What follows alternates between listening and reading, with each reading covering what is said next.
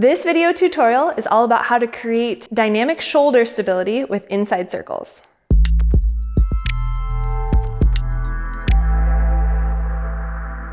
So this progression really allows you to feel the load of the mace pulling away from the shoulder joint.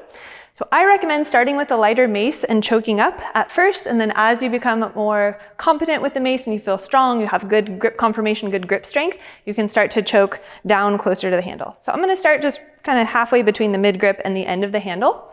So first things first, establishing an inside semicircle swing.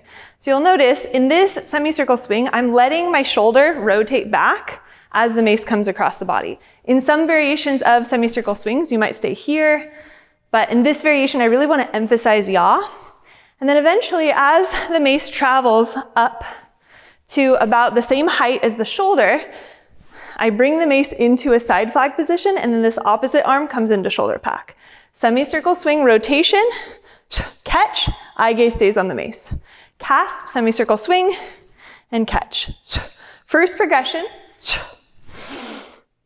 Notice I'm staying upright, glutes are engaged, I'm finding that hollow body position, and I'm just slightly asymmetrical, but this arm is still packing. Next progression, add the side flag, and add the four-step or the dragon squat. So you can play with just feeling the load of the mace pull. The centrifugal force of the mace pulling away from the shoulder socket results in lengthening the tendons and allowing more shoulder range of motion.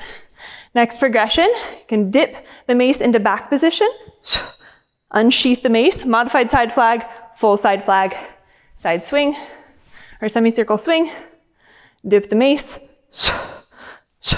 option to add a side swing if that's in your practice.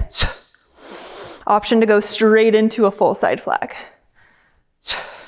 Next progression, single-handed mill, semicircle swing, capture, mace in the side flag position, single-handed mill. Notice I'm moving in the opposite direction, so I kind of have to shock absorb here and push it through. I can add my side swing as well. Let's start the other side. So I got my side swing. I'm adding my rotation.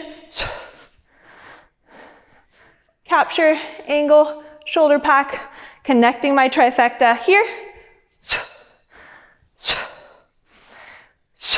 Next, moving into lateral movement. Eye on the mace, torque in the legs, semicircle swing, capture, semicircle swing, capture inside flag, hold, dip the mace, pull it out, unsheath, modified side flag, full side flag, stand, straight arm, side swing, capture, hit those landmarks here, keep the leverage the whole entire time, eventually,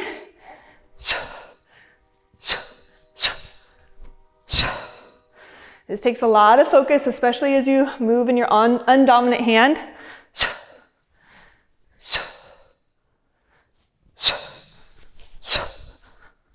Last one. So as you're completing that mill, you come in the opposite direction and capture.